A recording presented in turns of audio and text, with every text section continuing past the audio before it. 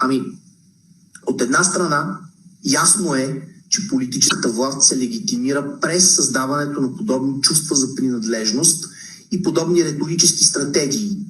Няма никакво съмнение, че той е част от владетелската идеология. Ето защо в тази ситуация е коректно да поставим въпроса и за политическите съдържания. Тоест, използването на българи като политоним, а не като етноним. Ако разгърнем книгата на Димитър Ангелов за образуването на българската народност, издадена през 1971 година, не напразно съобщавам тия данни, да се знае, че става дума за изследване на 50 години, там ще видим основополагащите митове на българската нация тъкмо от 19 век.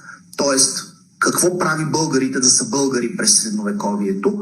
Ами прави ги това, че те имали общ език, общи традиции, общ фолклор, общ бит, общи обичаи и какво ли още не. Всъщност това е дълбоко невярно.